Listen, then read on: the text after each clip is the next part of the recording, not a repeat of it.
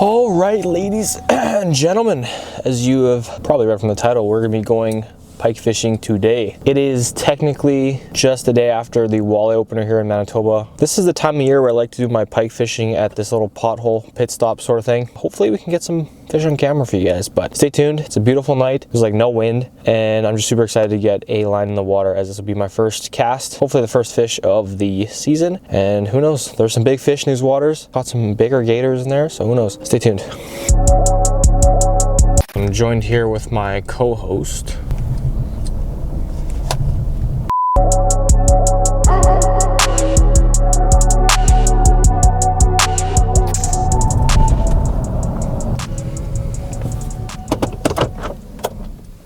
Oh baby, not a living freaking soul. I don't have to be that crazy guy talking to a camera. Red.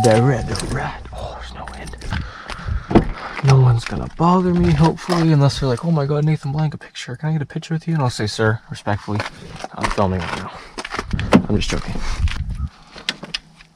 All right, so for now, I think I'm just gonna grab 2 rods, a jerk bait and a chatterbait. I have still a spoon and a really big swim bait I do want to eventually try, but this will be fine for now.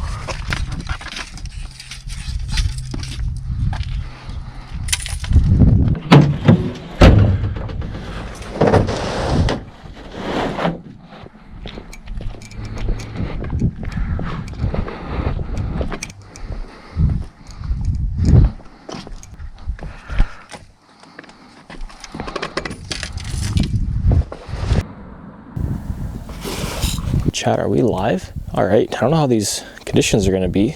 I think I'm just gonna throw out literally the most go-to sought after one for me. So I have on a Tatula here with a GCX, is a 7.1 medium extra fast. I thought a drone was flying over me. That was a mosquito, jeez. I've just got on a chatterbait there with a little paddle tail trailer. Overall, it's not crazy big. This is the original chatterbait by Z-Man, and I absolutely love it. I got on a 6-inch leader because I don't really like the 9-inch ones, but yeah. All right, this is gonna be, oh, I gotta do my jig. Oh yeah. All right, and you know what? I'm gonna piss off everybody. I'm gonna cast like this. All right. Camera, can you see me? All right. First cast. Feels pretty solid. Lower water levels this year. This usually happens in the spring, but this is probably one of the lower levels I've seen it. Not a very big lake, pond, whatever you want to call it. It's more of a lagoon, marsh. Oh, there's one. There's a fish. There's a fish. That was totally my bad. My line just went slack.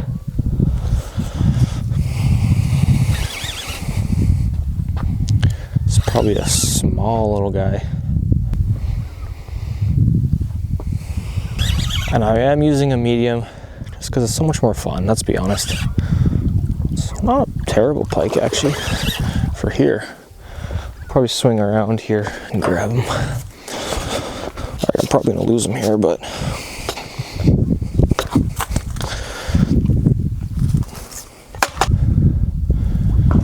yeah, not a bad pike at all actually. Wow. Oh, I didn't bring my bump board. That's what I forgot to bring. That is really not a bad one actually for here. I'm not gonna lie. I'm actually surprised. All right, we got him. Figure out how to do this here. Oh no. Okay, I'm gonna stop farting around after this. Oh boy, get in there. All right. Oh wow. First fish of the year. Nice. Awesome. I don't know how big he is, but nice fish for here for sure.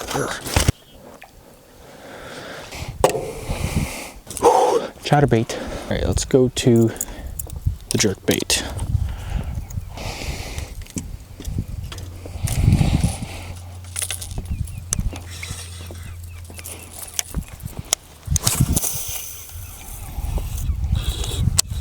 I have like super old fire line, I think, or something on this, but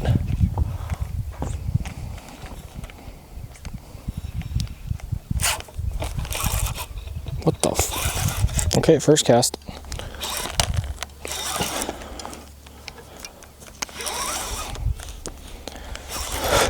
This is like old line that I just tested on here and I threw it on. And I'm trying to figure it out, and there's a fish on the other end here. All right. Okay, let's do that same strat again. Let's run around.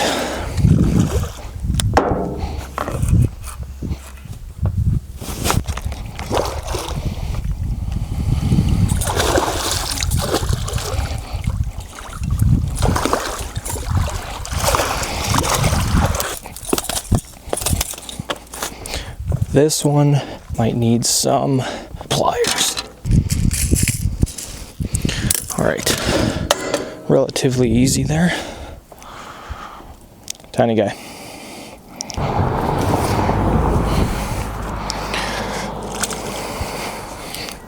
I was just kind of ore farming in front of that car. As soon as I drove by, pulled up a fish. What can I say? Chat, are we fish maxing? Okay, no, I'm not doing that.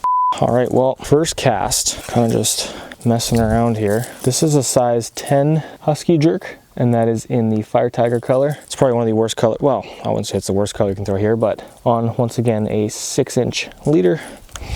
And then this is a Berkeley lightning rod, which I absolutely love. I have like 4 of these. They're super cheap. When I was younger, got the job done for me, but some white, what looks like Fireline. I could be wrong. I've never used that. I'm not that old. There it is. First backlash. Watch there be a fish. Another backlash. All right, I'm probably gonna change up this line. That's good to know. Keep in mind, this is also a really good time to just kind of test things before you head into the rest of the season. Had some old line. I'm like, well, let's just try it. Let's throw in an old reel. Not doing this line again at all. Okay, we're turning our brakes up. We're out of fish.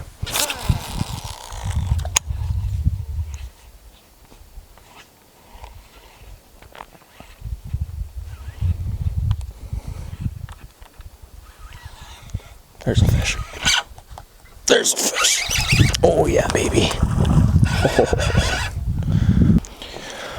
Man, I wonder if I can just put it through here and then net. Actually, yeah, that's a lot smarter.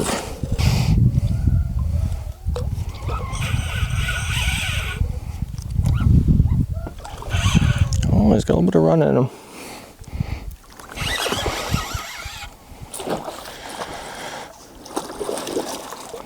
Now this is really hard.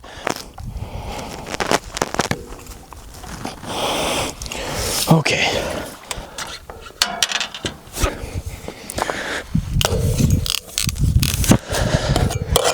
Oh my gosh. All right, I don't know if you guys saw or what you guys saw. All right, there we go. He's croaking at me. All right. Okay, my net's really tangled. I'm just gonna drop him. He's fine. Ha ha ha. I look so stupid with this hat on, don't I?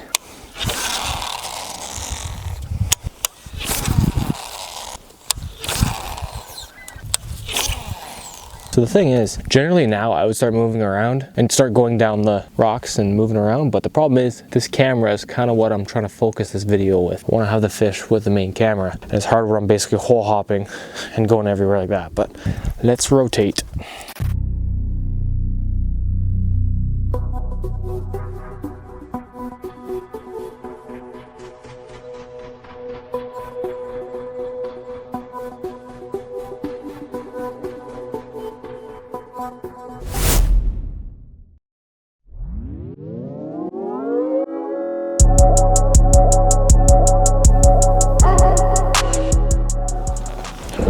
All right guys, I'm not sure what you have and have not seen, honestly, at this point in the video, but we're back at the cabin here at the blank headquarters, if you will. It's raining outside. It is not a fishing day today, so I figured, well, let's recap. So with this specific water body, it's about 9-ish feet, 8 feet at the deepest. If you look on a map, literally like a big marsh, sort of, kind of lagoon. I don't know what the technical name would be, but lots of vegetation. In the middle of summer, there's a lot of cover and it's really hard to fish, so that's why I like to take advantage of it in the spring. But for example, very small amount of things I'm bringing. 3 boxes here. So box number 1 is mainly gonna have all my hard baits and random lures, but the only really thing I'm grabbing from here is my spoons. This box specifically is my jerkbait box. And last but not least, while this is a soft bait kind of box. The only thing I'm really grabbing from here is leaders. Nothing fancy. Now, don't get me wrong, in this box, we do have a lot of cool things. We have bigger hard baits, or sorry, soft baits, excuse me, like that. We've got big 360 GT search baits, like so. We got all kind of fun stuff like that. If you've ever been to Canadian Tire or anything, you've probably seen these walleye swim baits there, but honestly, nothing really from here I'd be grabbing. So I do want to specifically talk though, the box to keep my leaders. Actually, this is kind of cool. I've used this a few times, caught a few fish on it. You'd be surprised about how this thing can get destroyed by small fish.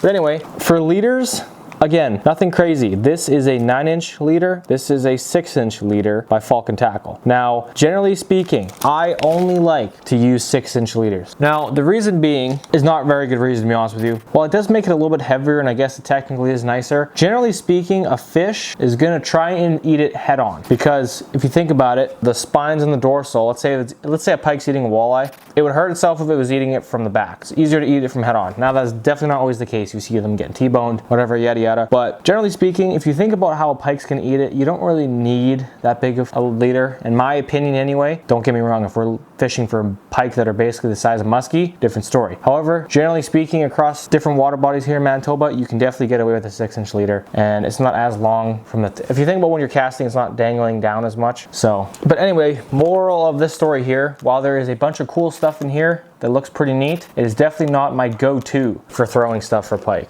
All right, my next box here. Now, I have a lot of goodies here in this box, specifically of this two-sided box. I love the ones on this side here. This is mostly my Rapala Husky Jerks and ripstops, whatever.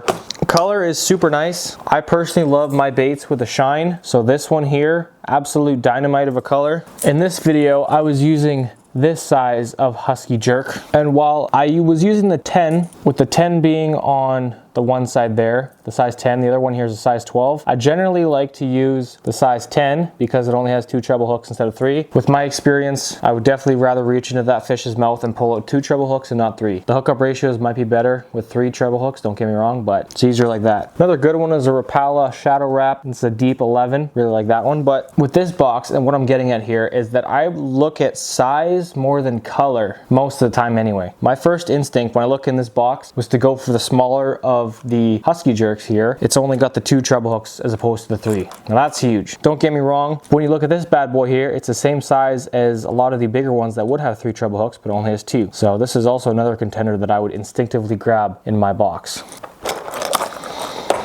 Next up here in this box, you can see I got some crankbaits, I got spooks, I got some topwater frogs. The only thing I'm really grabbing from here is a smaller 00 or a 0 size spoon. Some go-to colors here. For example, this is a 00 and a reverse red devil essentially. It's got the white with the red strip. And this one here is the smaller size. This is a 00. This is a brass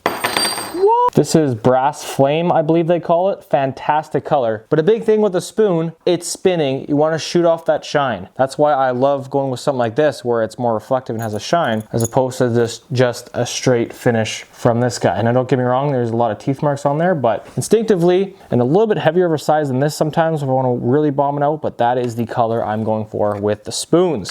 And I've always just liked Len Thompson just because, I mean, they're Canadian made and they're just really good high quality. You can find them in all the stores basically. Good quality hooks and nice and heavy. But I will state as a fact, if I were to go pike fishing in this style of water body, no matter where I am, and I had one rod, one lure choice, I would go with something that belongs in here. This is completely full with chatterbaits. Chatterbaits I have been using for the longest time. I love them more than most people do and more than I probably should myself. Considering they are so easy to use, they are so effective, and they're just so beautiful. Like look at this bad boy here, nice chartreuse color. Most of these are the original chatterbait by Z-Man, but man, do those catch fish and man are those fun to throw. This is the mini chatterbait by Z-Man. You can see this one has been seeing some better days. It is completely chipped in the head there. A chatterbait is so easy to throw. It's so effective. The skirt looks fantastic underwater. The paddle tail is moving very nicely like a fleeting bait fish or whatever. It works so well. It's not getting hung up like a spoon would. With a chatterbait, you're not really hooking up weeds as much. Without it even being weedless, I just find you don't get as much problems with the weeds, and it looks fantastic underwater and just so versatile. You can basically throw it anywhere. It's relatively heavy. You can go with a bigger, heavier size actually like head. So to reiterate, my go go-to would be a chatterbait, and after that we're looking at a spoon, we're looking at a jerkbait, and we're looking at, if I want to get really fancy, maybe a bigger swim bait.